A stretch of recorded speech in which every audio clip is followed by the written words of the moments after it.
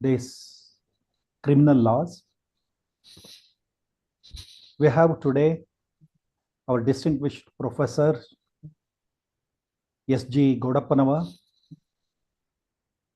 my senior colleague in the Karnataka State Law University. We have been working from past 3 decades together. He is having 32 years of teaching experience and he is the most sought after resource person at Judicial Academy, Police Academy, and various universities in training teachers in orientation and refresher courses. He has published several articles, numerous articles in various esteemed journals, contributing significantly to the field of law. An expert in the field of constitutional law, administrative law, and also criminal law, my institution has been benefited from his teachings, orienting our teachers as well as students, and his contribution to this legal pedagogy is immense. Sir is presently working as professor at KLE Society's Law College, Bangalore, which is affiliated presently to KLE Technological University. Sir, I feel it's my privilege to welcome you on this occasion to deliver upon new offences under the Bharathiya Nyaya Sanhitha 2023. I, on behalf of Janata Education Society's Vivekananda College of Law and all the participants, a most respectful welcome to you, sir. Welcome, sir. And I also welcome the chairman of our governing council, Shri Lakshmi Manohar sir, and other members of Janata Education Society, and all the faculty members, those who have joined this FDP on criminal laws. I take pleasure to welcome each one of you for this session. Thank you and welcome one and all. Thank you, sir, for the warm welcome. We are fortunate to have distinguished speaker Professor S.G. Goudappanavar with us today. Sir, may I now request you to commence the session. Thank you, ma'am. Thank you, sir. Thank you. Thank you, sir. And you have given me opportunity to speak on this occasion. So, I don't have any PPT. I'll present, on the interaction because I belong to old generation. I do not believe in the technology. Anyway, so Bharathiya Nyaya Sanhitha 2023 is a very difficult to forget IPC. Very, very difficult to forget IPC because the word IPC is in our blood. Indian Penal Code, okay, and drafted by wonderful jurist Lord Macaulay. And First Law Commission, you are all aware, it was constituted in 1833. And from 1833 to 1837, they worked on the Indian Penal Code. They took nearly 4 years to draft that Indian Penal Code. And ultimately that came into effect in 1860. So 1860 onwards, 1833 to 223, almost all that legislation is 190 years old. 190 years old. And you're all aware in these 190 years, the society has changed like anything. Okay, society is almost all dynamic, always moves on. It is water flowing. It always changes its color, shape, everything. But still, this IPC accommodated all those changes. It gives you an idea how beautifully it was drafted, how the words were used. But anyway, even after 1950, we had independence. We wanted to have our own legislation. So in 2023, so Bharathiya Nyaya Sanhitha was drafted and it was passed in December and implemented from the first of this, previous month. So title makes a difference. You are aware, Indian Penal Code, penal is a punitive, punish the offender. Bharathiya Nyaya Sanhitha, Nyaya means give a justice. So justice is more comprehensive than penalizing the victim only.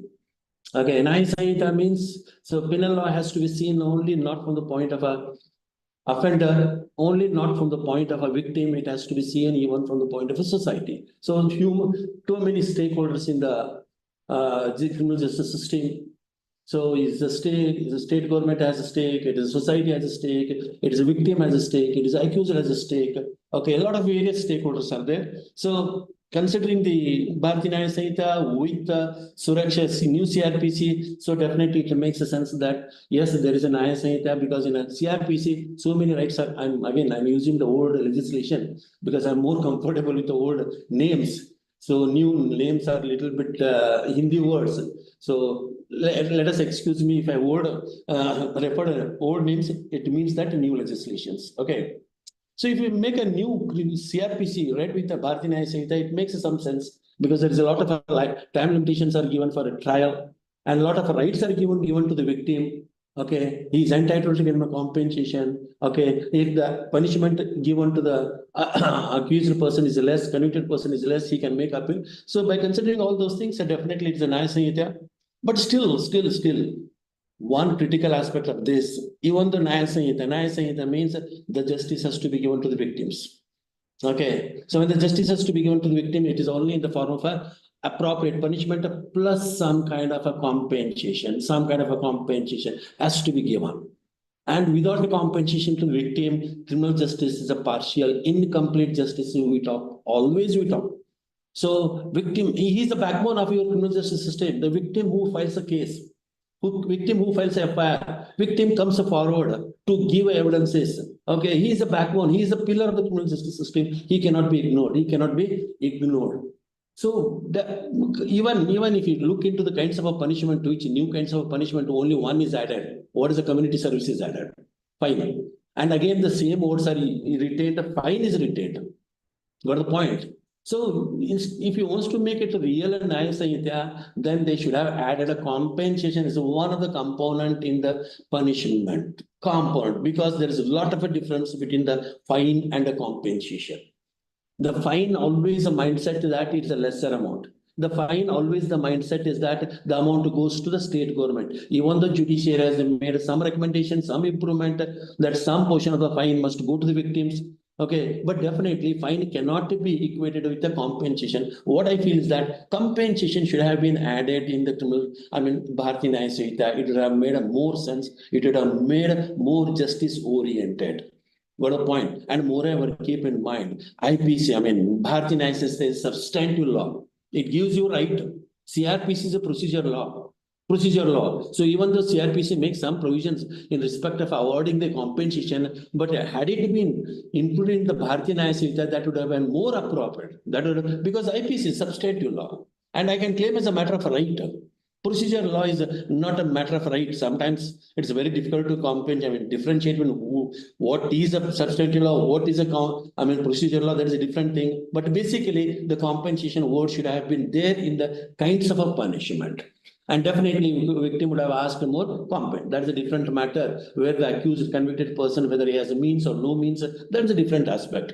Okay, so that can be sorted out in a different manner. But at least the beginning should have been made by adding the word compensation, because the fine word is always a small amount. Why fine? A word is a small amount. And out of that, again, some portion has to go to government, some portion has to go to victim. It doesn't make a sense. It doesn't make a Nyaya Sanhitha. So that is what is the first observation we can make on this Bharathiya Nyaya Sanhitha, one thing. This is one thing. And the next thing is that I'll now talk about the 4 offences, major offences which are deleted.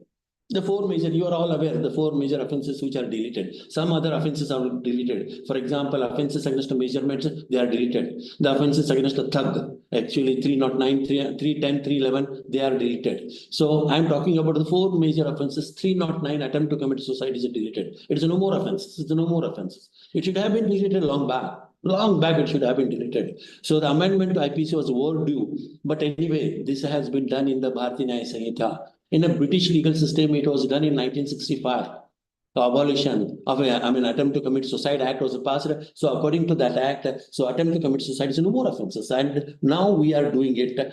So almost all. And that was rightly done, attempt to commit suicide. Keep in mind, it is a penal law. Penal law must have deterrence. The man who decided to commit suicide, then he won't change his idea because of the deterrence. And the man who attempt to commit suicide, he must be sent to a hospital, he must be sent to his home. He needs a counseling, he needs a love and a care. So where IPC, earlier IPC, was taking him to the jail, was talking about FIR, talking about the handcuffing, talking about the this one, all those things. So that was definitely inhuman loss.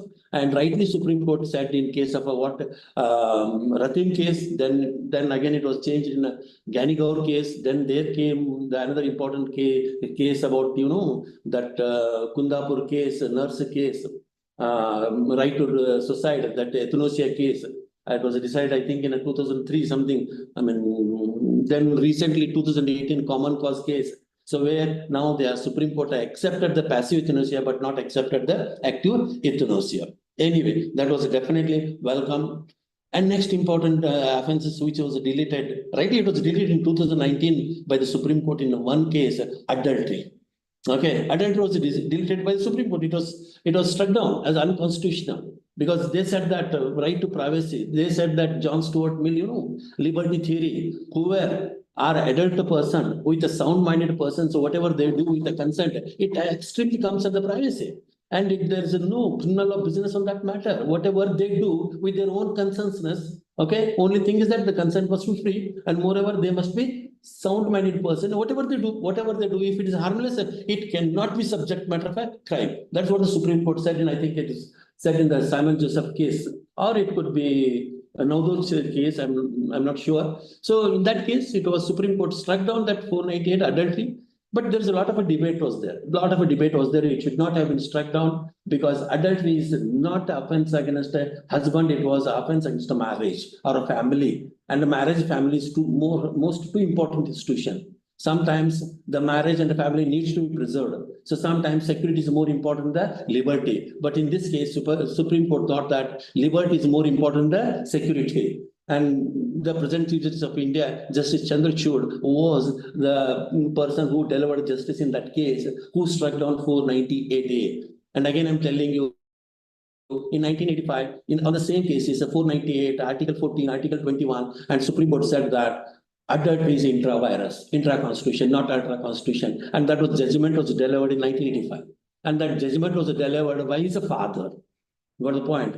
And right now, the present Chief Justice of India, being a son of that Chandrachud, now he said that it is ultra-virus. So matter of interpretation. So the present Chief Justice of India thought that liberty is more important than security. Father thought that security is more important than liberty. And father belongs to old generation. Son belongs to new generation. Father learned his LLB in a government law college. Son learned his LLB from Harvard Law University. That background makes a difference of a interpretation. Anyway, that's a different thing. Okay. One more thing, 377.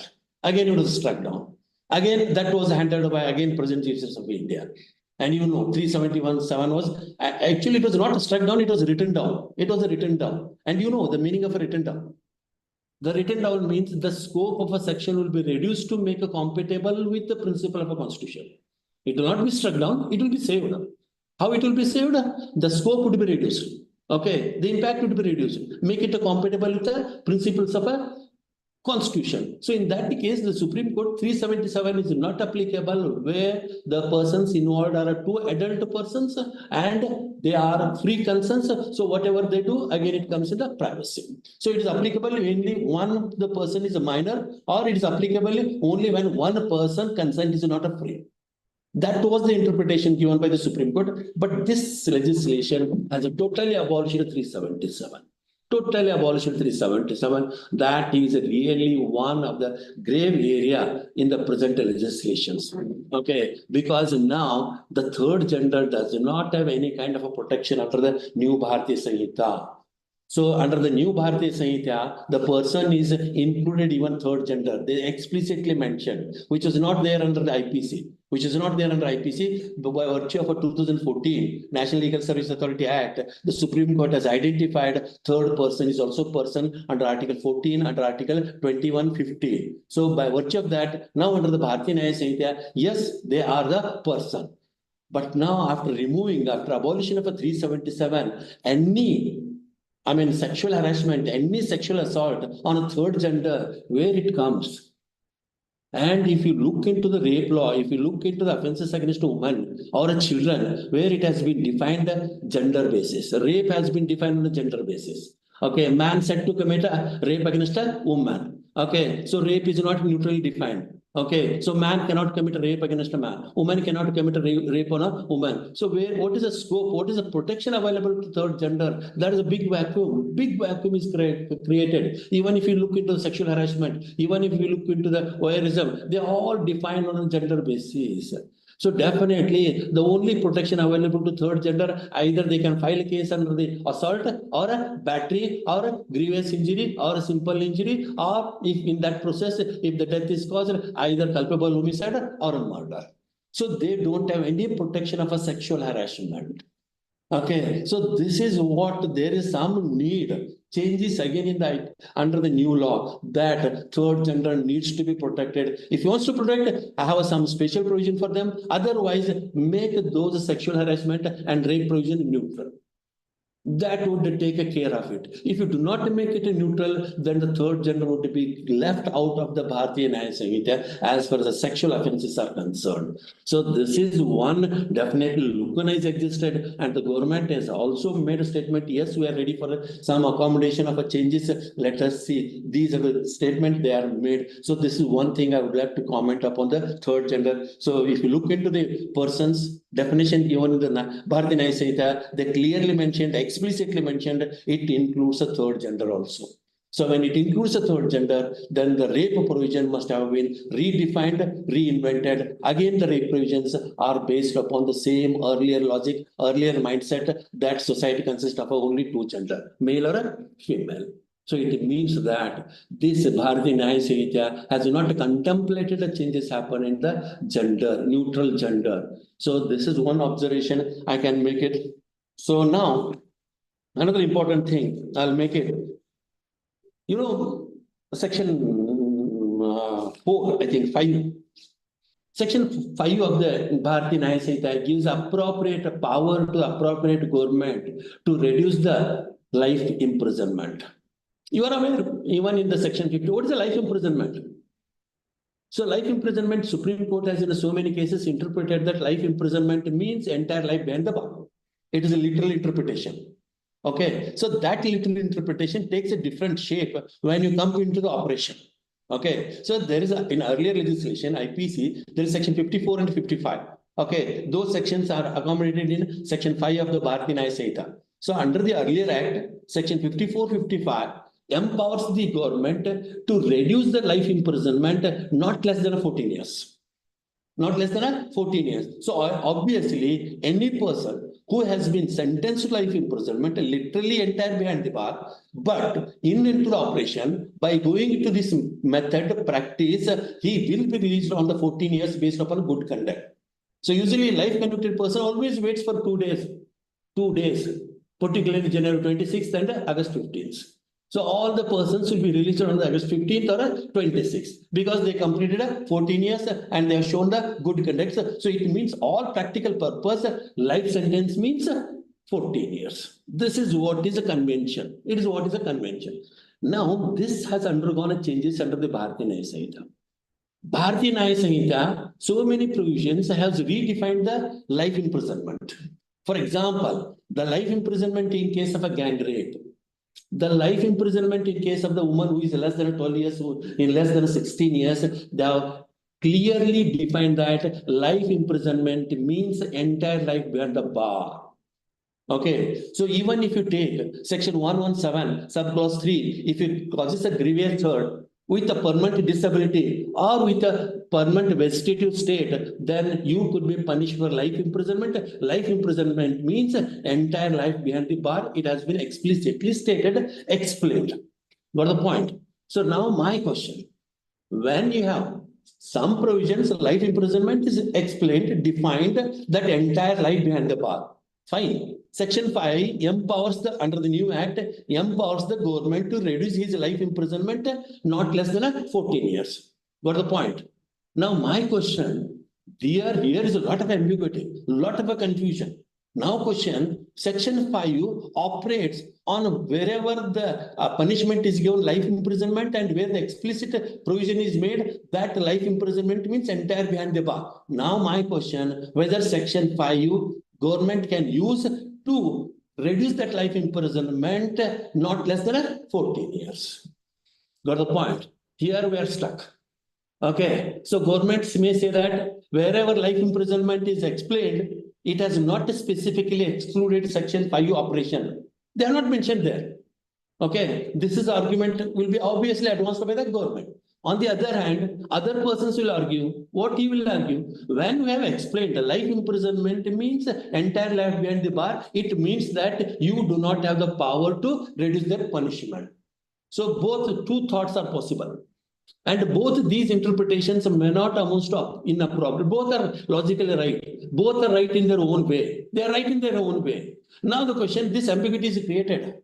So this confusion has to be cleared. Who has to clear this confusion? Had it been stated in Section 5 itself, wherever life imprisonment has been explained, defined, the appropriate government does not have the power to reduce it, commute it. Had it been given that explanation under Section 5, this confusion would not have been there.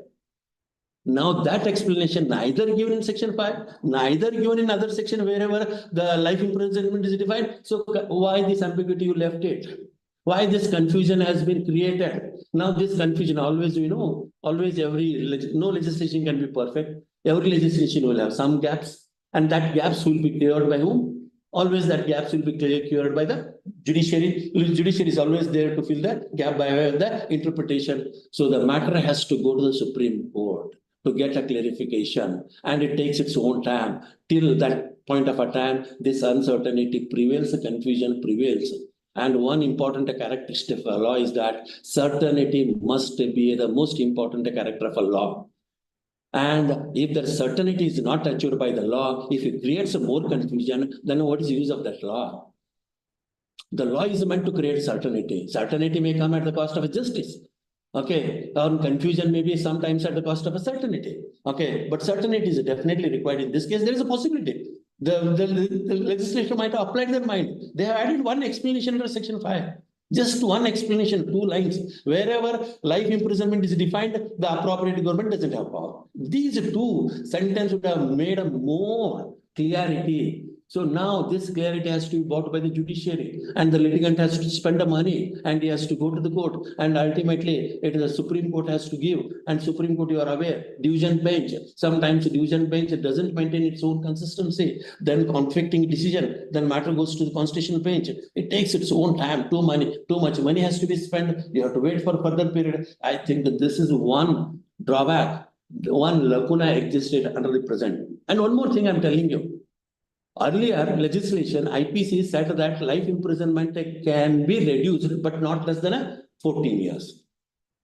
You look into the present law, Section 4(5) of the Bharathiya Nyaya Sanhitha, read with, I think 477 section, 477 of the CRPC, 477, 1 minute, I think 477 of the CRPC, 471 of CRPC, new CRPC, I'm talking, new CRPC. Yes. The state government has a power with the concurrence of the central government. Wait a minute. Just I think I have written that section. Because there in the section, I'll tell you the section afterwards. There in the CRPC, they reduce the state government has a power to reduce the life imprisonment, but not less than 7 years. So from 14 years, they have brought to 7 years now. So if the appropriate government uses Section 4(5) of the IPC, Bharathiya Nyaya Sanhitha, right with a particular section in the CRPC, the life imprisonment in all practical sense, it means that 7 years. 7 years. So definitely, this is one area where the state government has to reconsider, relook it. Okay, when you say that life imprisonment, absolutely, it has to be life imprisonment given in case of murder, rape, and in case of other things. So definitely that not less than 7 years, it has to be again amended. It has to be on a par with the earlier laws. That would make a sense. So this is the section. I'll get back to that section, which section that says, I have noted down that section 470 something. Okay. This is one observation I made. Section 5 needs to be some clarification. So that power has to be curbed. Wherever other sections have redefined the life imprisonment means entire life. So that ambiguity has to be sorted out by adding some explanation. So this is what I'm talking about. Now, I'll come to another section, the offences against women's has been made as a separate chapter under the new law. Earlier, it was part of a offenses against a human body. Okay, so now they have made it separate, and in that chapter, they have clubbed everything. The offense against a marriage has been clubbed in that one thing. The sexual harassment has been again, cruelty again in that chapter, same chapter. So it has now comprehensively reorganized, restructured. So now, most important, again, I don't want to go to the definition of a rape because again, it is gender-based. Already I told you. Because the third gender has been left out of this chapter. They should have been in this chapter by defining the neutrally. POSCO is defined neutrally because they use that person commits. Person could be either male or female, or it could be third gender, or it could be committed against a child. Again, the child is a neutral. So child could be either male, female, or third gender. So in the same fashion, the rape provision should have been defined. But anyway, now they have defined it generally. Now come to section 69. This is another area. Settled area, they have made it unsettled now. Section 69. I'll read it again. The background of the section is that now in the recently what is happening, one community by deceitful means, attracting another community girl and marrying them with a promise of a marriage, and they will have sexual relations with them. Then they are given up, they are abandoned, and they are forced to join some other community with that background. So this section is added. But that reason does not reflect in the wordings. Okay, the intention was good, but the words does not convey that reason. Okay, if you interpret, and you know the principle of interpretation. So one of the basic principle of interpretation is that the interpretation has to be in accordance with the words. If the words are clear, consequences are immaterial. If the words are ambiguous, then you have to take into repercussions of interpretations. So now I'll read that section very carefully, section 69. Okay, just listen to my wordings. Whoever, it comes offenses against a woman. Okay, section 69 I'm reading. Whoever by deceitful means, okay, by fraud, by cheating, or one more word. So mode of a committing offenses under this section I'm telling you. One, deceitful mode means. Second, by making a promise to marry a woman. Without any intention of fulfilling the same. So second mode is that you make a promise to woman, and definitely this again made by whom? Man. So you make a promise to woman that I'll marry you, and you don't have intention to marry her. Okay. So then thereafter, she gives a consent, and with her consent, and that consent is free. The woman gives a consent because she believed that you are going to marry her. And the woman gives a consent, then you will have sexual relations with that girl or with the woman, then that amounts to rape, that amounts to offenses under this act. Now, the punishment is at 10 years. So, if you look into this section, the implications, the effect of this section is devastating. This was settled earlier. Suppose, for example, if you make a promise to a girl that I'll marry you, then you have a sexual relations with her. Then if you do not marry, earlier it was considered to be rape. Because the consent was not free, consent was obtained by a fraud. So that's why it would come under the it was the initial interpretation made by the judiciary.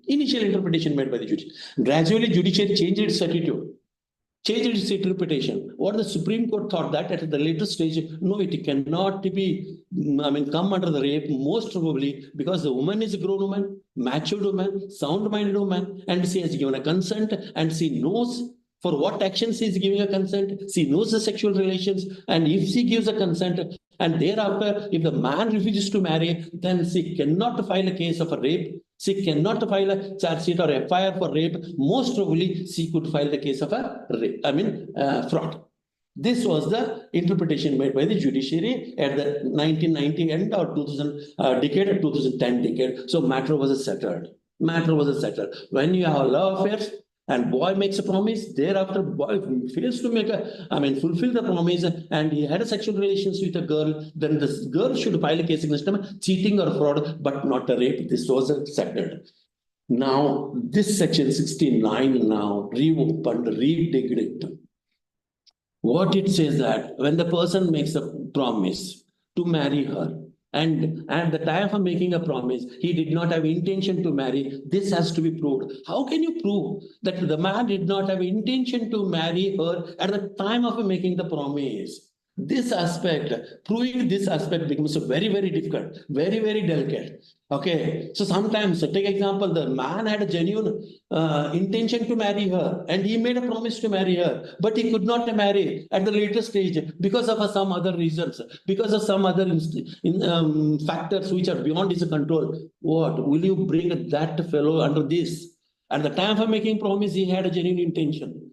He had honest intention to marry her. He had started love affair. Thereafter, he could not marry because of some reasons. And you know, when there's a love affairs happens, always emotional blackmail always happens from the parent side. So because of the parents' blackmail, emotional blackmail, he could not marry her. Now, would that case be brought under Section 69? That is the matter. Again, it has to be decided by the judiciary. Okay, so whether intention to be at the initial stage or intention if it is developed at the later stage, there is one factor has to be proved. And proving this fact itself is the first problematic. Okay, and now I'll come to the next point. So when the promise to marry her breaks down, because you have to prove there is a failure to marry her. Okay, so when it will happen, when it will occur, that point has to be proved by the prosecution. What is the point? What is the timing? This point has to be proved. So obviously what happens? The boy always tells. Boy always promises, yes, I'm not denying you, yes, I'm marrying you, but it takes a time. So he prolongs. He says that I have to consult my dad, I have to consult my mother, I have to convince my brother, I have to convince my sister. Okay, it will take a time, wait for it. So he prolongs. So now the question, at what point of a time his marriage to her breaks or broken? Obviously, only one answer possible: when he marries another girl.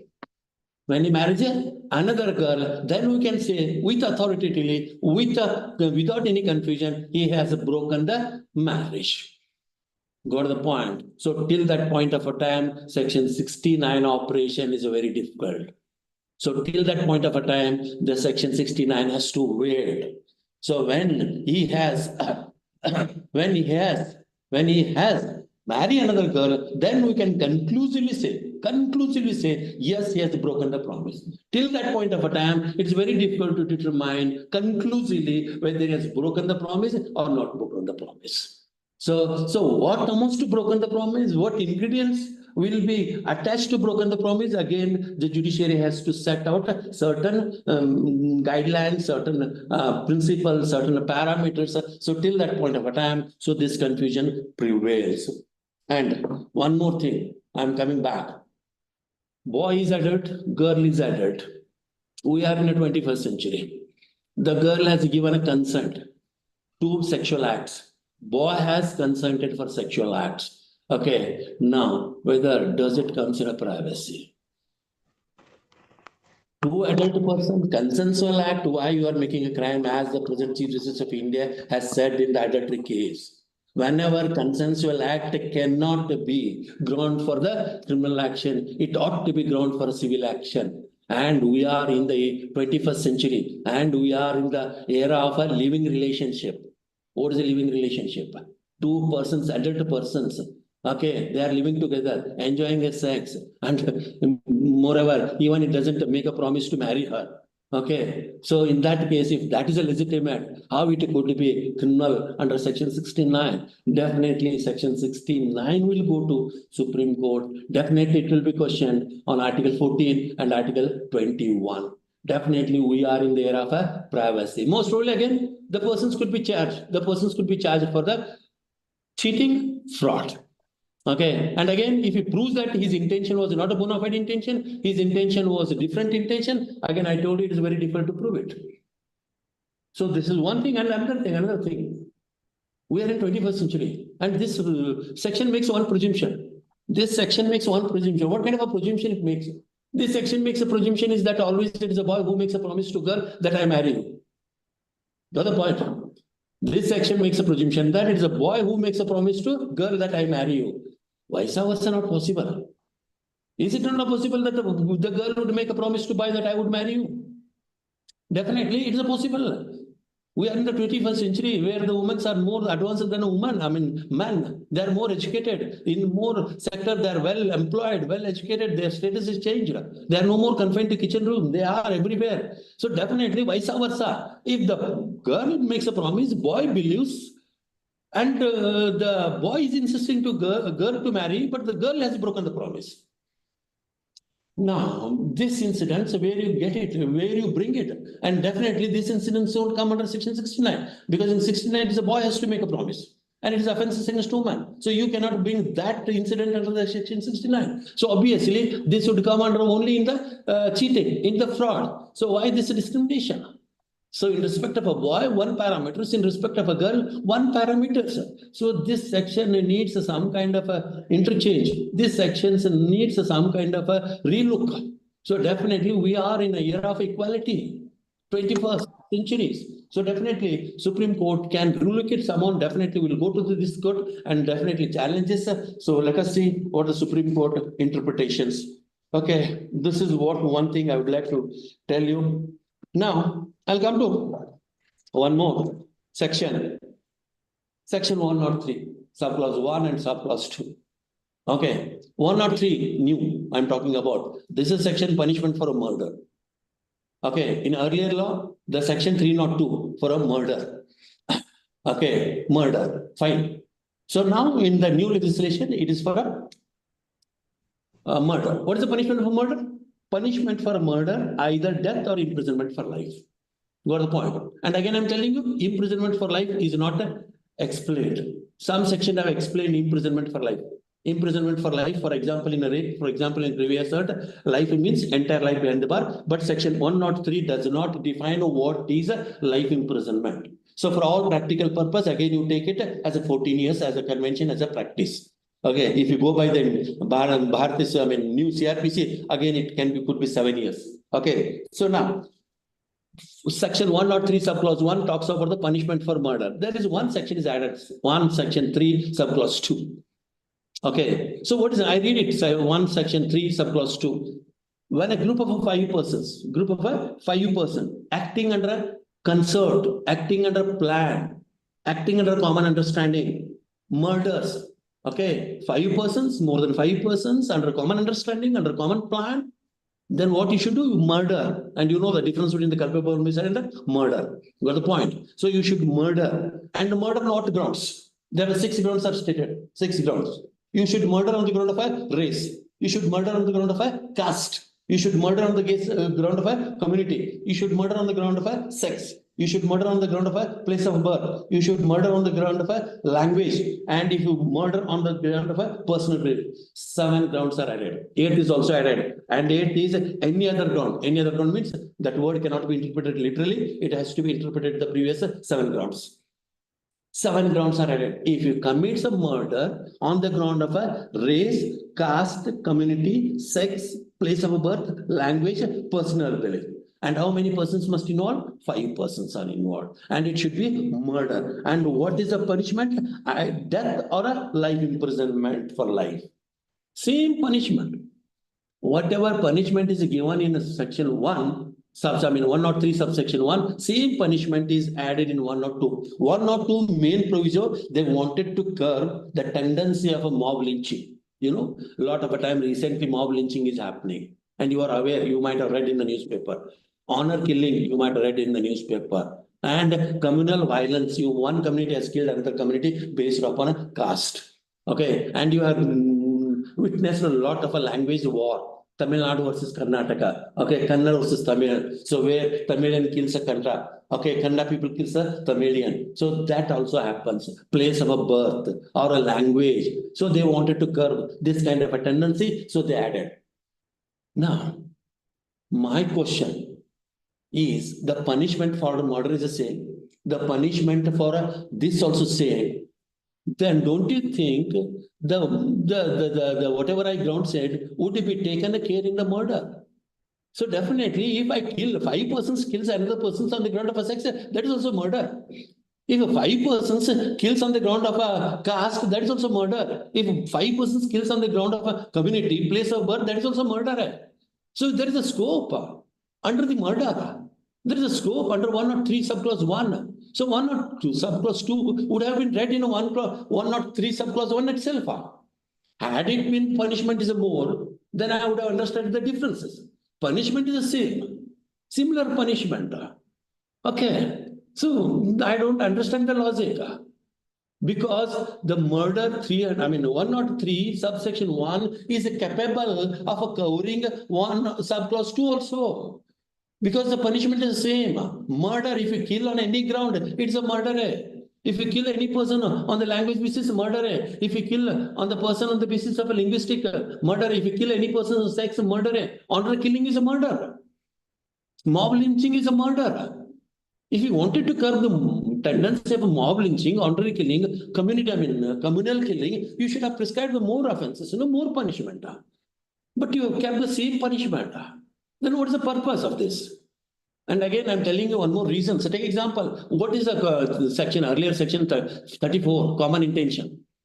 What is the common intention? When more than two persons, under the common understanding, under the common object, common intention, if you kill a person, then the both persons should be held liable. Okay, then what is the difference between 103 subclause 2? And that is in the third, now in the present scenario, that 34 in the earlier legislation is covered under section 3 of the 4 and 5. Yes, it comes under 4-5. Common intention comes under section 3, subclause 4 and 5. Okay, what I'm trying to say is that this section is already covered under the common intention. This section is already covered under murder punishment. And take example, unlawful assembly is there also.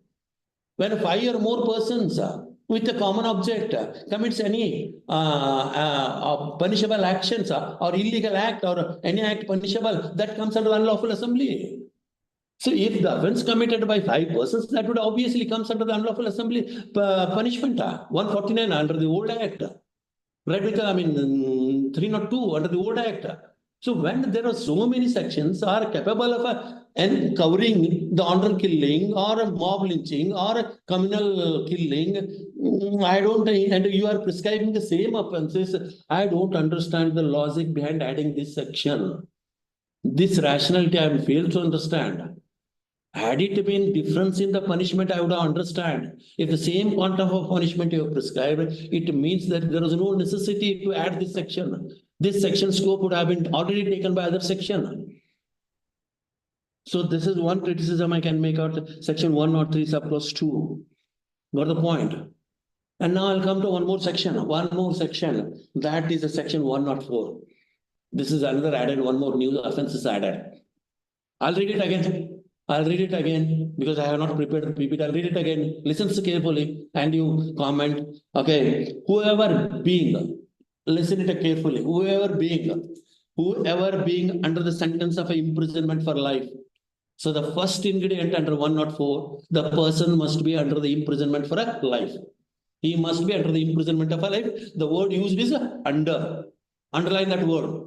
The whoever being under the sentence of imprisonment for life, comma. He must be under the imprisonment for life. He might have been given life imprisonment for either for murder or culpable homicide or for rape or for there may be so many sections attached to the life imprisonment. So if the person is under the life imprisonment, then commits a murder. When he is under the life imprisonment, commits a murder, and you know the definition of a murder. Okay, then what shall be punished with a death or imprisonment of a life? Then he will be punished. For what? Death or a life imprisonment. Fine. Here, the life imprisonment is explained. Here, the life imprisonment is given a clarification. What is with imprisonment for life? We shall mean the remainder of that person's natural life.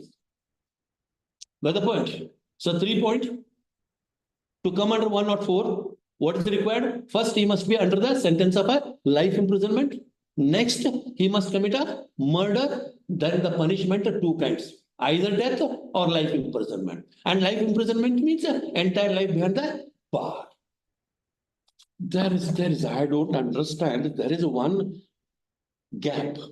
I think now, in contrast to this 104, you read section 77, section 71. Section 71 talks about the punishment for repeat offenders.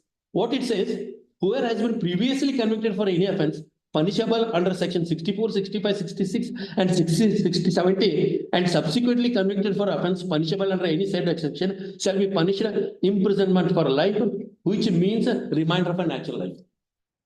Section 71 talks different situation, 104 talks about different situation.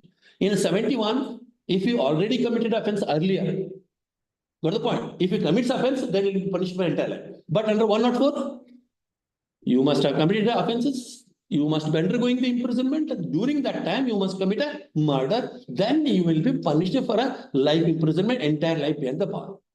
What I thought, take, I'll give a very hypothetical example. I committed a culpable homicide.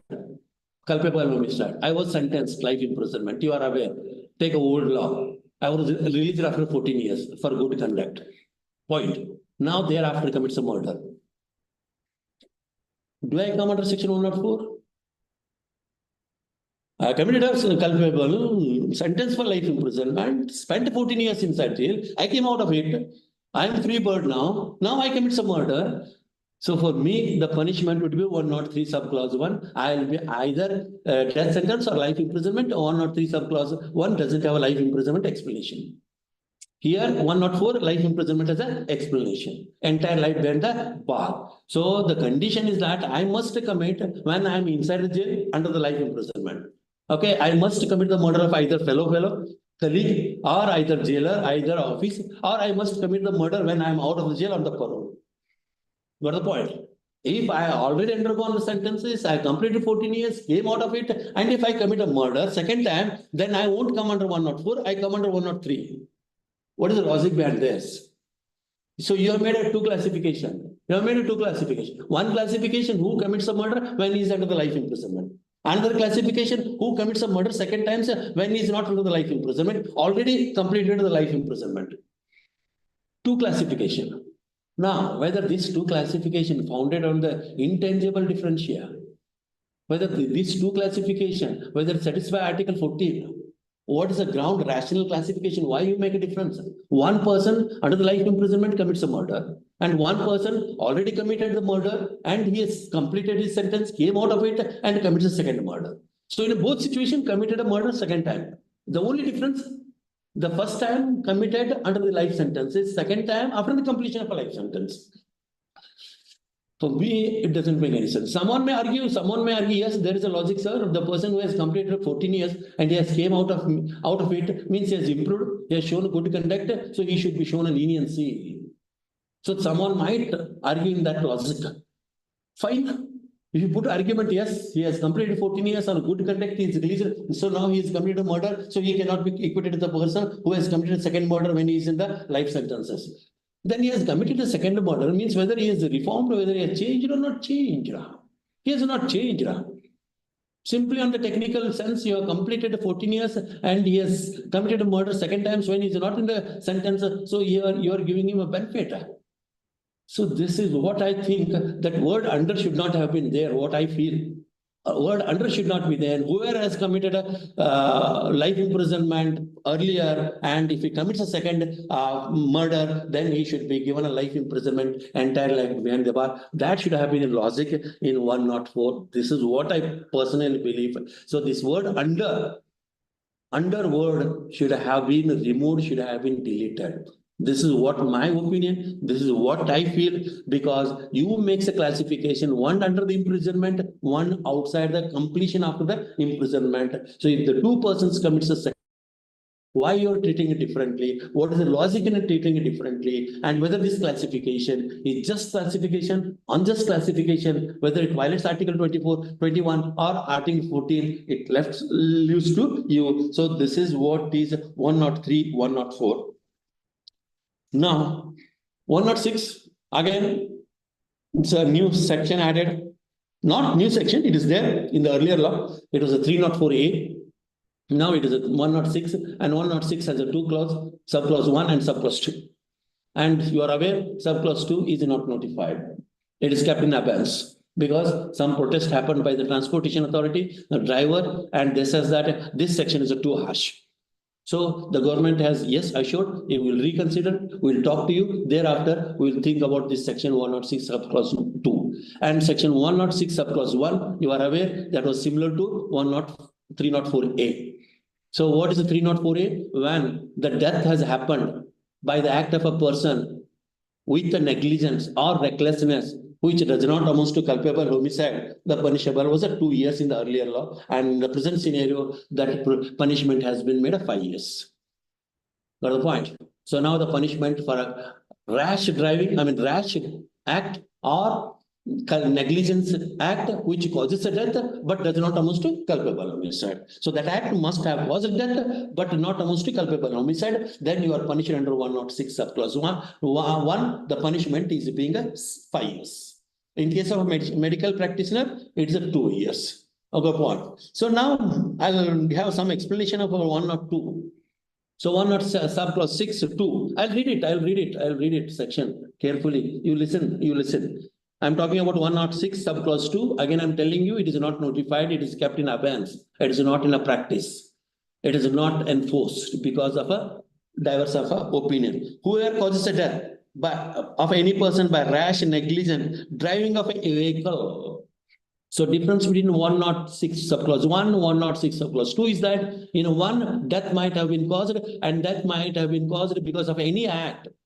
Any act. If the death is caused by a vehicle, then you come under 106 subclause 2. And if the death is caused other than the vehicle, then you come under 106 subclause 1. Got the point? This is the difference. So subclause talks about death causing other than a vehicle. Okay, but now in the 102 is kept abeyance. So even the death is caused by a vehicle, it comes in a subclause 1 because 2 is not in operation. Okay, so if he wants to come in a 2, the death might have been caused. The death must be caused by a vehicle, and again, vehicle is not defined. Got a point? So if you want to define vehicle, you have to go to, I think motor vehicle might have defined the vehicle. Okay, so death must have been caused by vehicle, and the act must be rash and negligent, which does not amount to culpable homicide. And next thing is what? And he escapes without reporting to the police officer, magistrate soon after the incident. The wordings used is that after causing accident, death occurs and you must escape and without reporting to the magistrate or a police soon after the incident. The word used, soon. What do you mean by soon? Immediately after, without much time gap. Now the question I'm asking you, whenever the death happens in a vehicle accident, obviously, if it happens at daytime, it happens in the village, it happens in the road. Obviously, if the workers are, if the peoples are there, publics are gathered there, there would be most instant threat to the life of a driver. And driver, what he does immediately, he escapes with the first important security for him, escape from that scene. He has to save his life. And saving his life is not a man. And already I have told you, life is bigger than a law. Saving a life is bigger than a law. Okay, so to save a life, you can break the law, and that is acceptable. And you know, a lot of cases are there. Necessity. Okay, and Dudley versus Stevenson versus Crown case, no need to go all those things. Okay, so if the person escapes from that scene without reporting either to the magistrate or to the police station to save his own life, and he takes his own time to report it. Suppose, take example, in saving his own life, he may get hurt himself. He tried to escape. He went inside the forest. He fell somewhere and the animals are biting him. Animals are causing injury. He was there in the forest for 3-4 days. He was woke up after 3-4 days. What happens? What happens? So can you apply 106? No. So that word as soon should have been no. And there should have been some exception. There should have been some provision added. Only in this case, 106, if he deliberately fails to make a report, intentionally fails to make a report, then it should have been made offences.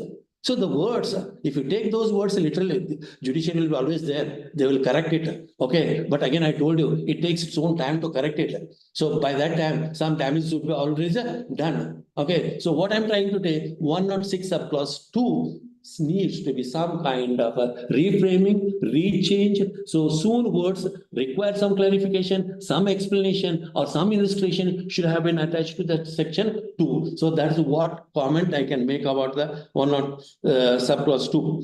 Now, big section is added. I think yesterday professor might have covered this section 111, 112, 113. 111, I can say that it is a mini IPC inside the IPC. So that section has a 7 proviso, and that section scope is a very vast. That section scope is very vast. There is no limitation on this section. There is no limitation on this section. This section can encroach upon any other offences. Okay, anything you can bring under section 111. Okay, so section, I'll read it section more. It's a very, I mean, time constraint, very less time I have to. This is talk about organized crime, and organized crime is always committed by gangs. Okay, what is a gang? It is very difficult. You can't get an organized structure like a company and criminal gangs. Criminal gangs are very unorganized. Okay, so in company you get a very structured everything, who is in, who is out, who is the chairman, who is everything document, everything registered. Very difficult to identify who is the member of that company, who is the director of the company, who is MD of the company, who is CEO of the company, who is the financial officer of the company. But very difficult to find who is the member of the gang. Do you get any documents on this? You don't get any documents on this. Okay, who are the gang? How many members of the gang? And moreover, this gang remains the same from right from the inception till it's working. Sometimes some member may go, some member come inside. So that's one thing. It's proving a member of a gang is a little bit problematic area. What the point? So this is one. And next thing, gang means minimum 2 persons. Gang means minimum 2 persons are required, and 2 persons must commit what? They must commit an unlawful activity, continuous unlawful activity.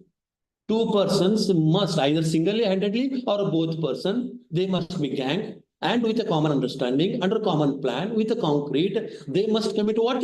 They must commit a continuing unlawful activity. So what do you mean by continuing unlawful activity?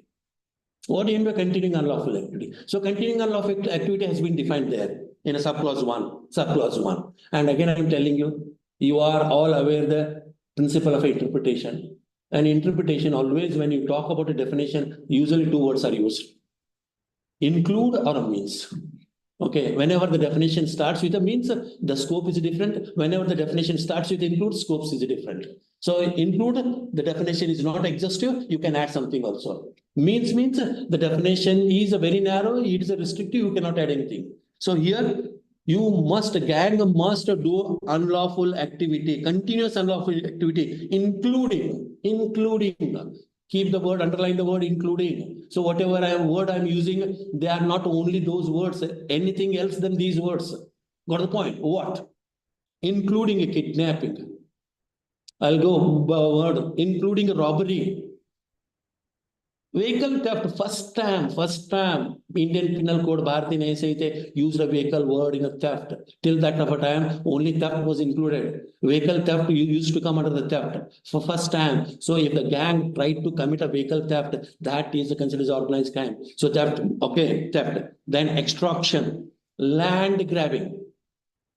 So real mafia, estate mafia now under the organized crime, and estate mafia and real estate always committed by more than 2 persons, more than 1 persons. Okay, so any encroachment, any grabbing, any threatening, and you are aware what happens in the metropolitan city, how the lands are sold, how the lands are, purchased, sold, and weak persons always tortured, and it was forcibly taken and sold. Okay, so land grabbing, contract killing, another word used, contract killing, you are aware, supari killing. Okay, supari killing, contract killing always comes under the murder. Then another important word used, economic offense. Economic offense, first time used in the IPC. So unlawful activity, continuous unlawful activity applies to economic offense. Economic offense has been defined here. Then what? Cybercrime. Okay, trafficking of person, drugs words used. So any gang is dealing with the drugs, contraband drugs, selling the drugs, they come under the organized crime. So now Bharathiya Nyaya Sanhitha encroaches upon NDPC Act also. Got the point? Earlier it was dealt under the NDPC Act. Now it could be dealt under the organized crime because the word drugs is used. Then illicit goods, okay, services, human trafficking, prostitution, or ransom. So these are the words used. So again, I repeat it: kidnapping, robbery, vehicle theft, extortion, land grabbing, contract killing, economic offense, cybercrime, trafficking of a person, drugs, weapons, illicit goods, services, human trafficking for prostitution, and ransom. 15 words are used. All these 15 words have different offenses under different sections. It means that if these offenses are committed by single person, then it comes under the different section. If a single person commits kidnapping, then he comes under the kidnapping provisions. If the two persons commits kidnapping, then he comes under 111. This is the difference between 111 and the other section. If one person commits, he comes under ordinary sections. If a two person commits, then he comes under 111.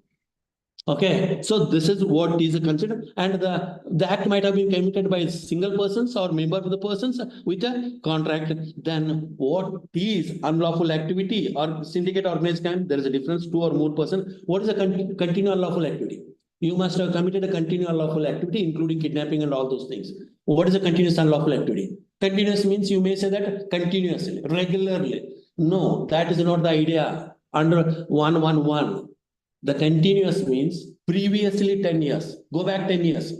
Any member of the gang or where charge sheet is filed. Previous in a 10 years, charge sheet is filed more than once. What is required? To fulfill the continuing unlawful activity previously 10 years, last 10 years, any member of the gang or any person of the gang against whom charge sheet must have been filed. How many charge sheet? More than once. More than one. What is the word used? I'll tell you. More than one charge sheet. It means that more than one means minimum 2 charge sheet. More than one means 2. So 2 charge sheet must have been filed against the member gang. Where you must have filed the charge sheet? The charge sheet must have been filed before the competent court. You are aware what is a competent court. Got the point? And after filing the charge sheet before the competent court, what happens? The court must have taken the cognizance. And you know what is a cognizance. No need to explain what is a cognizance. And if these 3 things are fulfilled, then you have committed an unlawful activity. What is missing here? Charge sheet, more than one. In the last 10 years, before a competent court, court must have taken a cognizance, matter ends. Matter ends. It means that previously he did not have been convicted. Conviction is not necessary. Previous filing a charge sheet before the competent court, and if the competent court has taken a cognizance, yes. If you commit another offenses, you come under the 111 organized crime, matter ends. It means that this section drastically changes the principle of a criminal law. What it changes drastically? Principle of criminal law. So this section 1.1 subclause explanation, second explanation, given second explanation, it makes that mere filing a charge, you are deemed to be guilty. The cardinal principle of criminal law, every accused person is presumed innocent till guilt is proved. But this section says that I have filed a charge sheet. Court has taken a cognizance, and that court was competent, even though you are acquitted. But as far as this section is concerned, second charge sheet is filed, matter ends. And definitely, this will be challenged. Definitely, this will be challenged. Okay, if he is convicted, I can understand. But he is acquitted. Acquittal means what? Previously, he is innocent. Okay, so when he is innocent, second time if he commits it, then you come under 111, organized crime. So this is what is, and another thing is that the whatever thing I said, no, kidnapping and all those things, they must be punishable more than 3 years. One more thing. So the act committed by the gang must be punishable more than 3 years. If it is punishable less than 3 years, then it won't come under 111. So this is what is an explanation. And economic offense. Look into the wordings used in the economic offenses. So vast, so general words are used. If you commit economic offenses by a gang, you come under 111. So what is the word? Economic offenses. Economic offense include breach of a trust, forgery fine, counterfeiting of a currency notes fine, bank notes fine, government stamp fine, hawala transaction. Then comes the word mass marketing fraud. Then word comes mass marketing fraud. What do you mean by mass marketing fraud? Matter of interpretation. Got the point? And next, running away any scheme to defraud a several person. Look into these words.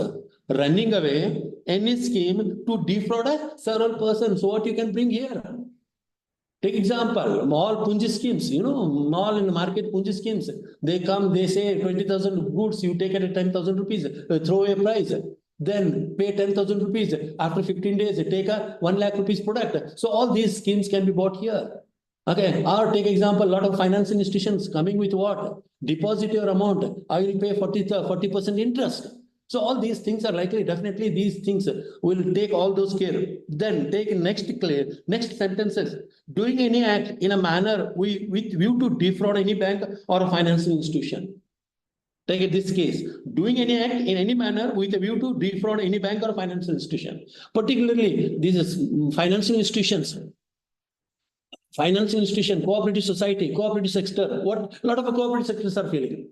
Why cooperative sectors are failing, financial institutions are failing? Because they are awarding the loan to their own relatives, okay, without seeking adequate security or mortgages. And ultimately, when the recovery starts, you won't recover anything. Then ultimately, cooperative society fails, financial institutions are fails. Then obviously, the innocent depositors duped. Then that would come under the economic offenses. So definitely now the banking directors, financial institutions directors, they have to be very careful when you award the loan, when you sanction the loan, take adequate security. Without taking adequate security, if something goes wrong, if the bank is duped and the depositors are duped, definitely that could be bought on one. So this is what is a new offense. That's what I said. 1-1 is a major legislation. I told you beginning, it is a mini IPC within the IPC. And what is the punishment? And this act doesn't make a difference between the abettor, preparator, and the conspirator. Everyone will be booked under this act. And because of this action, unlawful activity or economical offenses, if someone dies, because if the take example, the person who has deposited 15 lakh, 20 lakh rupees in a bank with an object of getting her daughter married, and the bank fails and he could not get a 20 lakh rupees, obviously he commits suicide. If any person dies because of these actions, then the punishment either death sentence or life imprisonment or fine. The word used, fine. And the important word used, I'll use that word, the liable fine, which shall not be less than 10 lakh rupees. So minimum amount is a 10 lakh fine. So bottom line is a 10 lakh fine starts from 10 lakh rupees. Okay, so usually up to 10 lakh rupees, generally in IPC up to 5 lakh rupees. But in this case, this is that fine shall not be less than 10 lakh rupees. And if death doesn't happen, again there is a different punishment and the fine will be not less than 5 lakh rupees. So definitely this is one big section. So still a lot of interpretation has to come. And let us 112. Section 112, pretty organized crime. It is something lesser than 111. So again, same gag has to be committed. Minimum 2 persons, either singly or 2 persons with a common understanding, with a consent, with a plan, they must commit it. And again, what they should commit? Different kind of offenses. What they must commit? Either theft, snatching. First time what is used in snatching. It was not there in the IPC. Snatching, usually either it is used to come in a theft or it is used to come in a robbery.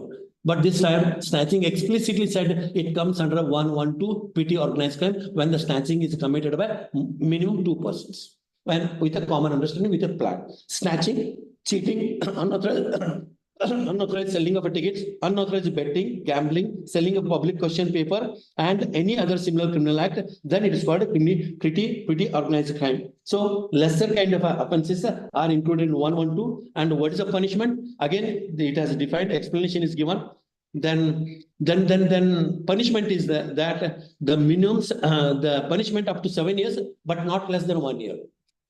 One more, characteristic of this Bharathiya Nyaya Sanhitha in a 33 legislation, I think, in a 23 legislation, minimum mandatory punishment is imposed. In a 23 offenses, minimum mandatory punishment is imposed in a Bharathiya Nyaya Sanhitha. This makes Bharathiya Nyaya Sanhitha is a more effective, more efficient than the previous Indian Penal Code. Indian Penal Code, upper limit was prescribed, but bottom line was not prescribed. But in a Bharathiya Nyaya Sanhitha, 23 offenses, they have prescribed the bottom line.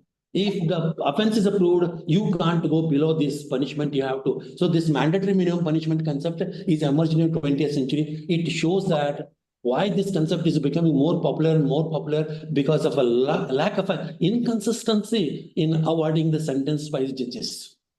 There is inconsistency. Some judges award more, some judges award less. So there is no consistency. So to bring the consistency, to bring the transparency, to bring the clarity, so this minimum sentence concept has been brought down, added. So once 112 PT organized crime, if he commits, proves, yes, you have to award the punishment, but it cannot be less than 1 year. It can go above more than 1 year, 2 years, 3 years, or 4 years. So this is what is considered to be this one.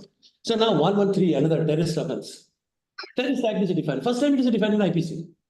First time it is defined in IPC. Till this point of a time, the terrorist offense was defined in a special act. 1984, you bring from the 1984 Act. So then 1985 Tada Act defined terrorist act. 87 Act defined terrorist act. So Tada Act 87 was 2 years. Extended in 1979, 89. Then extended again in 91. Again extended in 93. Then in 95, it was not extended. It was lapsed on its own because it becomes a political issue. Because the Tada was alleged that it was used against a minority committee, not against a majority committee. So on that basis, it becomes a political issue. So it was scrapped. And there was no provision under the Indian legal system to deal with the terrorist act. So from 1995 onwards till 2001, 6 years, there was a vacuum on a terrorist definition. It was covered under the murder. Because in a terrorist act, you are killed any person, so it comes under the murder, but doesn't come under the terrorist act. So in 2001, again, something has happened, attack on the parliament, so Pota was came. Then again in 2004, Pota was called sunset law because Manmohan Singh UPA first government came, then it is repealed before it is expiring. Then to bring some kind, then it was added under the UAP Act, 1967. UAP Act was a different legislation. It was meant for the banning of the organization. It was not a punitive, it is a preventive legislation. Anyway, it was added. 2008, it was amended. Again, in 2012, then NIA Act was passed. So now still, this act has not abolished that provision under the UAP Act. So provision under the UAP Act is also continuing. Provision under the IPC, Bharathiya Nyaya Sanhitha is also continuing. Same definition, no differences at all. Under the Bharathiya Nyaya Sanhitha, the power is given to the superintendent of police whether to register under Bharathiya Nyaya Sanhitha or to whether register under the UAP Act. And again, I'm telling you, definitely registration under UAP Act is a more beneficial because it has got a special provision about the investigation, special provision of a bail, special provision of a trial and all those things. And they have all the remedies power to attach the property and all those things. So definitely no one will book under this act. So only thing is that in case UAP is a slap, in case UAP is removed, abolished, so let us have some provision under the Bharathiya Nyaya Sanhitha with that intention. So the act is, the section is added under the Bharathiya Nyaya Sanhitha. I don't think in the future any terrorist act will be registered under the Bharathiya Nyaya Sanhitha, because if you register the terrorist act under the Bharathiya Nyaya Sanhitha, you have to go under the CRPC, new CRPC. And you know, new CRPC is more flexible, it is more accused oriented also, and definitely UAP Act is a more stringent, more, we call it a draconian law. So no police investigation machinery will book that terrorist act under this. Okay, this is one. I'll, before complete, then I'll read one more section. 117. Subclause 3. 117 subclause 3, it talks about a grievous hurt. Grievous hurt is to some extent it has gone under changes. Earlier, there are 7 criteria was there. H criteria was having any injury which he cannot perform his natural functions even after 20 days. Now that 20 days has been reduced to 15 days. Okay, punishment. Now under 117 subclause 3, there are 3 kinds of punishment. When you call this a grievous hurt, permanent disability. Permanent disability. Second, it must result into vegetative state. Vegetative state means he must be bedridden. He has lost all his normal function. He cannot do anything with the assistance of someone. So when you have pushed that person by giving a grievous hurt, then the punishments are 3. Which are the punishment for 3? Death sentence, life imprisonment. Life imprisonment means entire life behind the bar or 10 years imprisonment. So what I'm trying to tell you is that what is the punishment for murder? Punishment for murder is death sentence or life imprisonment. A life imprisonment doesn't have explanation over there. And here we have a life imprisonment explanation. So it means, I leave it to you, what would be the conclusion? If you commit a grievous hurt, and causing a permanent disability, vegetative state, you are likely to be punished. Death may not be. Life imprisonment. Life imprisonment means entire behind the bar. There is a third option is that 10 years. Okay, third judge may go for 10 years. If the judge is very harsh, he may go for the life imprisonment completely behind the bar. So what it means, what it makes a suggestion, what it makes a logical conclusion is that then I think murder is better than a grievous hurt, because in case of murder, there is a possibility that you can come out of a 14 years after 14 years. But here you don't have that option. The entire life behind the bar. So that's what it will be. But anyway, if the judge judiciously uses that 10 years punishment, there would bring a coherence.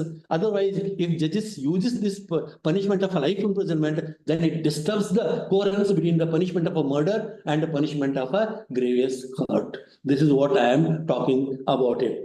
So, and I'll come to the last one. 152, yes. I'll come to the last one. It is in respect of a theft. It is in respect of a theft. 304. 304. 304 section. 304. It has got a two section. One subclause 1 and subclause 2. And you know theft. You know theft. I don't want to explain again theft. Theft is against the movable properties. And you commit a theft without his consent. And without his knowledge, okay, and you move that property, then it's said to be committed. So in the case of a theft, if he uses the offense, if he uses any force, if he puts a restraint, if he puts a wrongful confinement or assault a battery, then it becomes a robbery. It was a well settled area. Now, in a 304, what it says, I'll read that section very carefully. Read it. Theft is a snatching. So snatching is now made as a theft under the new act. Theft is a snatching in order to commit a theft. In order to commit a theft by way of a snatching. Offender suddenly or quickly or forcibly seizes, secures, grabs, takes away from any person or from his possession any movable property. So he must take away. Suddenly he must take. Okay, I don't know what is suddenly. Got the point? Then he must take away quickly. I don't know what is a quickly. Is it within 5 minutes, within 10 minutes, or within 15 minutes? I don't know what is a quickly. Okay, what amounts to quickly? Again, problematic of interpretation. Suddenly, quickly, and forcibly. Forcibly means with the force or without a force. If you take the persons forcibly, then you are changing the whole nature of a definition of a theft. It cannot be called a theft. It ought to be robbery. It ought to be robbery. So if you take, say, any movable property from that person without his consent, without putting a force on him, then that amounts to theft. So when the woman is going on the road, if he snatches a chain from her, definitely when he snatches, the woman comes under the panic. The woman stops her movement, seizes her movement, changes her movement, and definitely that called a force, that called a change of a motion. So once a change of a motion happens, then you use the force. Then obviously it ought to be considered as a robbery. But here it is considered as a theft and given a punishment. And what you snatch? What you snatch? Movable property. What is a movable property? It could be purse, it could be chain, or it could be mobile, it could be laptop, it could be money. Got the point? So this is what is considered. And the punishment is again 3 years and also liable to be fined. So you should have, the snatching should have been becoming more and more frequently. If you want to curb it, you should have imposed more punishment. Either you should have made a mandatory punishment. At least 3 years, but not less than 1 year. And again, here I am telling you, who comes in a 304? Who comes in a 304? If one person commits snatching, he comes in a 304. If 2 persons commits, then he comes in a 112. Pretty organized crime. And if he commits a second time, then you come under 111. This is the relation between 111, 112, 304. Got the point? So this is a sequence. Then again, the scope of a 305 is expanded. Theft in a dwelling house, means of a transportation, place, and a workshop. So this is what I wanted to make. And you know, the last point I would like to make is that IPC substantive law, Bharathiya Nyaya Sanhitha, and this Nyaya Sanhitha has to be read with the Constitution, Article 20, subclause 1, you are aware. And this new Bharathiya Nyaya Sanhitha has a 358 section, and earlier act was a 511 section. So it doesn't mean that so many offences are deleted. Only some offences are deleted. Initially, I told one more offence, sedition, was deleted. Okay, adultery was deleted, and the offenses against nature was deleted. Okay, attempt to commit suicide was deleted, and some minor offenses like against measurement was deleted, thug was deleted, and member being a thug was deleted. Okay, so this is substantive law. Application prospective cannot be retrospective. And one more is added to this legislation, community service. But again, Supreme Court has interpreted in so many cases that accused can take the benefit of a new law.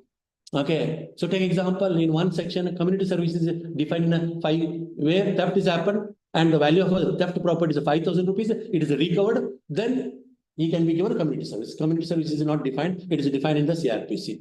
Fine. Now the person who has committed a theft in the previous month got the point, and if he is prosecuted now. And definitely he has to be tried under the old law. Under the old law, he could be punished for 3 years.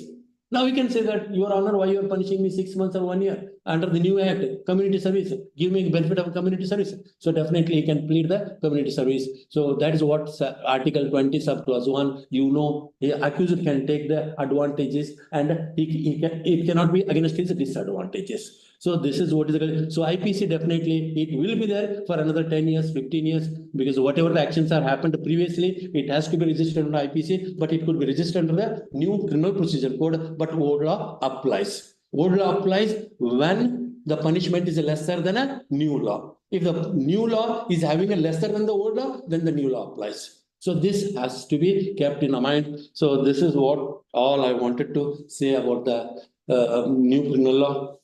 I think thanks for providing opportunities, sir, campaign, sir. So 1.5 hours is not, sufficient. You needed 2 hours to tell that section 111 itself. I told you 111 is a mini IPC inside the IPC because it encroaches upon it. Take example, I'm telling you. Take an example, gang rape is defined.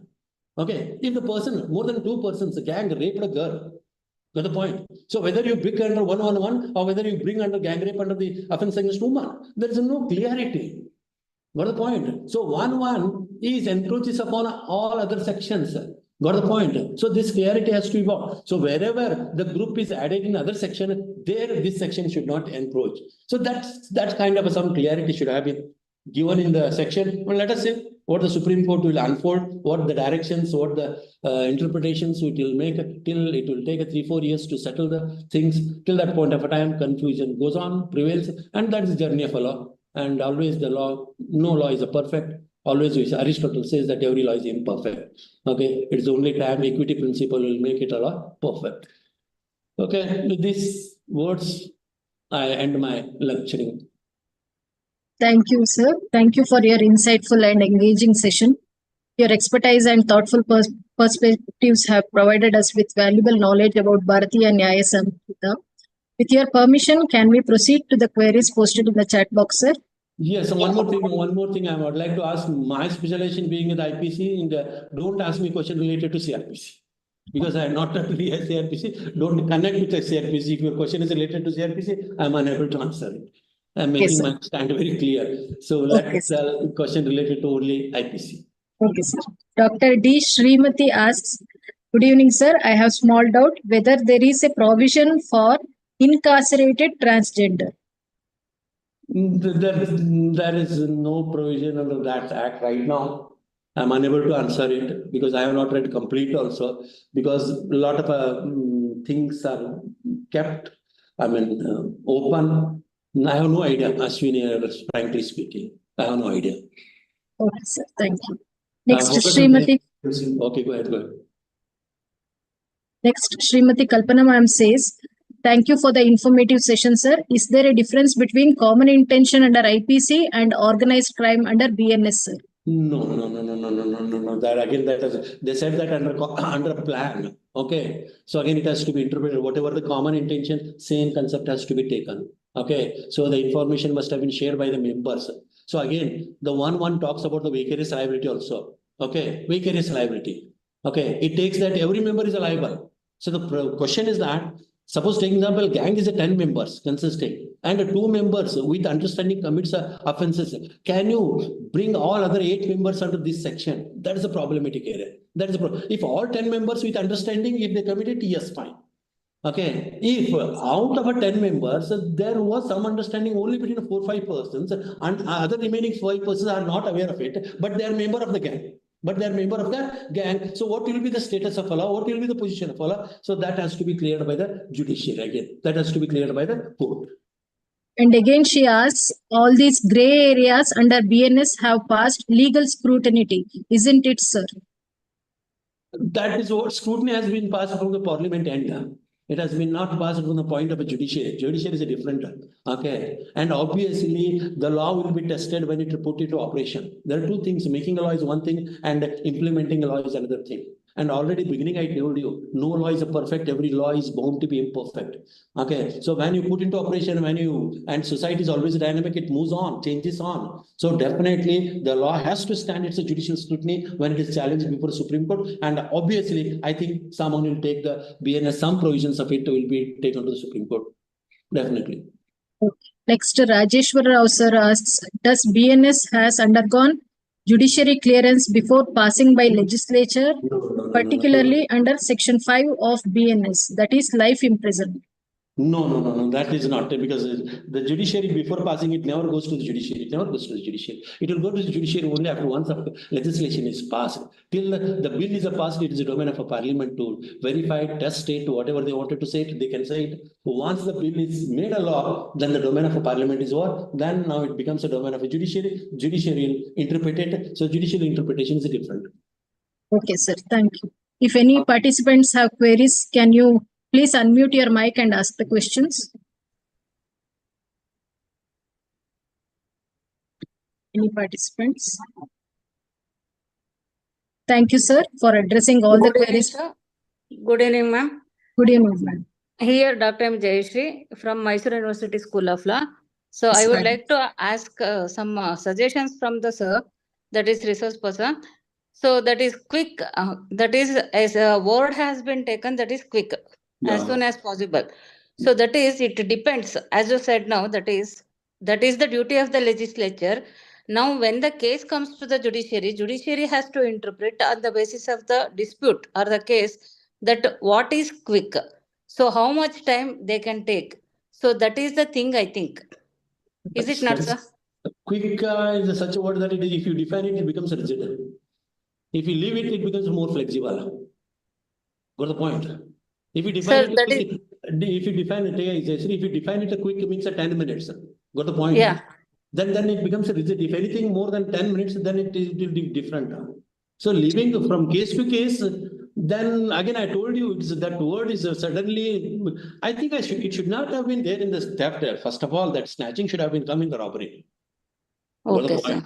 It should have been come in the robbery. And moreover, theft means if you take the property of another person without his consent, that is called a theft. And how can you call it snatching as a theft? If you snatch that child from her, putting her in a danger, putting her in a panic, putting her in a constraint of a movement, and if you snatch her, then that cannot be. It ought to be robbery. So if you take a chain from her in a festival or in some kind of a rush, then that happens without her knowledge. In that case, you can call it as a theft. But when she's alone, walking on the road, comes from behind and snatch her, or comes from front, you snatch her, then you call it as a theft. Then you're changing the whole nature of a theft. You're changing the definition of a theft itself. That cannot be called a theft. That cannot be called. It ought to be a robbery. It ought to be robbery. Otherwise, you bring under organized crime. Either you bring under the pretty organized crime. That would have that would have got more clarity. Okay, sir. Okay, thank you, sir. Otherwise, you prescribe more punishment. No. Otherwise, and the word suddenly, quickly, they are incapable of defining. They are incapable of defining by their own nature. It cannot be defined. And if you leave it to the judiciary, then it creates more confusion. It It varies from case to case. One person says that 10 minutes is quick. Another judge says that 15 minutes is quick. Then it is very difficult for the lawyer to come to the conclusion. Got the point? And you are defeating the whole purpose of a law to bring a certainty. Confusion is worse than justice. Confusion is worse than certainty. If you bring a certainty, even though it may cause injustice, but it is better than confusion. Confusion is worse than a certainty. Certainty, it may be at the cost of a justice. But confusion, it will cause more injustice. Got the point? Yes, sir. Yes, sir. Okay, thank you, sir. Thank you, sir. Bye. Any other queries from the participants? you can unmute your mic and ask. Okay, ma, you can go for Okay. vote of Thank thanks. you, sir, Sir, thank for you very much addressing for all the your questions. lucid presentation. You have identified some of the gray areas, and you have highlighted which are all the provisions which cause confusion, perhaps, which needs judicial interpretation in future. And it is a very educative session. And thank you very much, sir. Thanks, sir. Thanks a lot Right. for giving me Right. opportunity and interacting with a lot of Yes. lectures and other persons, definitely. And thanks, sir. Thanks. Okay, ma. You can Thank go you, for sir. formal vote of thanks. Yeah. Right. Thank you, sir, for addressing all the queries from our participants. May I now request Srimati Subhashini Dimple B, Assistant Professor, to propose the vote of thanks. Good evening, everyone. On behalf of Janata Education Society's Vivekananda College of Law, I extend my heartfelt thanks to our distinguished speaker, Professor Dr. S.G. Goudappanavar, KLE Society's Law College, KLE Technological University, Hubballi. Thank you, sir, for enriching our knowledge on new offences under Bharathiya Nyaya Sanhitha 2023. I would like to express my gratitude to our management for the continuous support and encouragement in organizing this faculty development program. I mention my deep sense of gratitude to Sri M.R. Lakshmi Manohar sir for his unstinted support, vision and commitment. I would like to thank our principal for leading and inspiring us in conducting this program.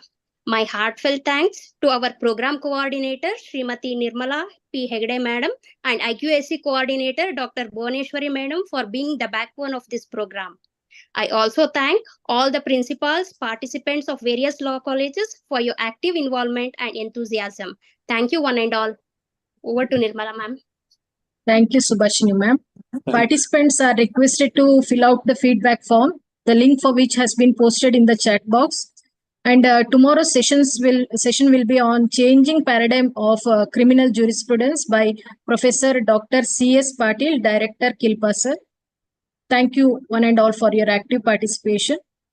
Thank you, sir. Thank you, sir. Thank you, Thank you, sir. sir. Namaskar. Namaste, Thank you very much, sir. Right. Thanks. Right. Thank Sir, you. shall I end the session? Please.